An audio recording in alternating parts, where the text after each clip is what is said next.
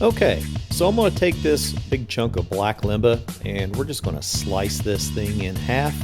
Since it's taller than my blade, we're just going to make sure we get everything squared up well. We're going to pass it through one direction and then we're just going to flip it over and hit the other side. Now I'll have two blanks that I can make some black limba neck blanks of.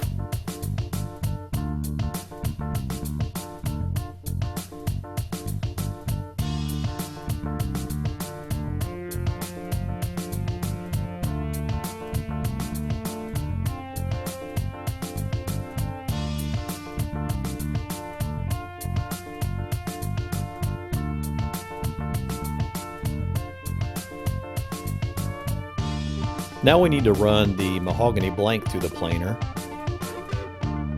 Oops. Yeah, I'm going to have to find a bigger planer for this. But we can go ahead and get our black limba down. Just want to make sure that we have plenty of clearance and then we're not going to bite into the lumber too far. And we'll just start passing it through until we get proper thickness. We'll go through our mahogany as well. And off we go.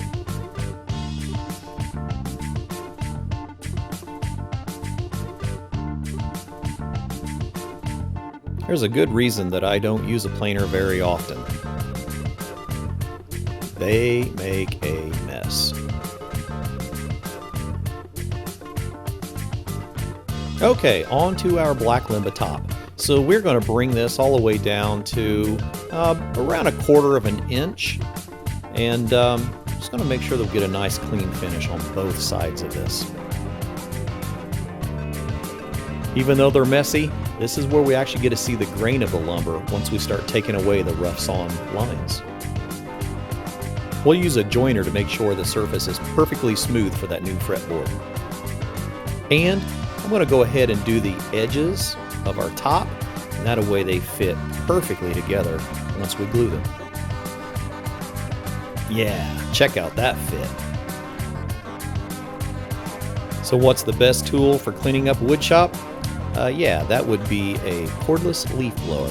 So I put my dust collector hose back into the corner, start from the top, work my way all the way down, and then blow everything into the corner that will get sucked up into that dust collector, and off she goes. Okay, well, got quite a bit done tonight. Didn't quite get as much done as I would like to. Found that my mahogany body is too wide for my planer, so I'll have to take it over to probably Northwest Lumber here in Indianapolis and see if they can run that through a commercial planer. I'll find someone who's got a wider planer than I have. So where we're at, we've got our mahogany body. I'm going to need some help deciding what to use for this neck and fretboard because it's really got some interesting looks and I'm kind of torn. So as I was planing down my lumber, I found that both the black limba and the mahogany would look really cool, but the mahogany actually has something interesting to it. It's one of the fun things about working with lumber is you don't know what it's going to look like until you start proceeding through. So when you find things that really are unusual and very characteristic of high quality lumber, you sometimes change your direction a little bit. And so that's kind of what I've done. As I started planing this mahogany down, I found a bunch of curl in it, which curl is a formation in lumber that runs perpendicular to the grain, causes some waves and some really interesting deformalities, I guess you would call them, characteristics. So here's our combinations. We could do mahogany neck, or we can do black limba neck, right? So we're going to have the black limba top, and by the way, this is really turning out just unbelievable. And after I ran it through the planer, got it down to the thickness, ran it through the joiner, got it to where it's going to be a just near impossible to find seam, that is going to be a finished product there. So that's definitely going to be our top. And with our necks, we can have our mahogany back, we could have the black limba back. Pretty good look, right? Either way. And then I got to decide on the fretboard. So with the fretboard, we've got a couple combinations to use here. So we could use another piece of the black limba, because I actually have enough scrap off from this edge that I can put a black Limba fretboard on this thing. I just think it's maybe too much, but I don't know. I need some help on that. And we could go with a, we can do a little bit of a figured ebony. This ebony's got quite a bit of red in it, which looks kind of cool up against the mahogany.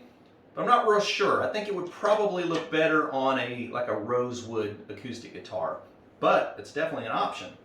And we've got some Bubinga. I've got a whole bunch of this really good looking quarter sawn Bubinga, and that would make a gorgeous fretboard, and it'd be plenty hard enough. So I don't know with that either though, because it looks cool, but it's going to probably distract a little bit from the body. That body is going to be an eye catcher when it's done. And the other option is a traditional black ebony, which looks pretty cool actually. Helps just give a little different transition for the entire instrument. So, I don't know. Give me some input. Let me know what you like. Do you like the mahogany neck? Do you like the black Limba neck? And which fretboard? So, drop me a message, and I appreciate you joining us. Have a good evening.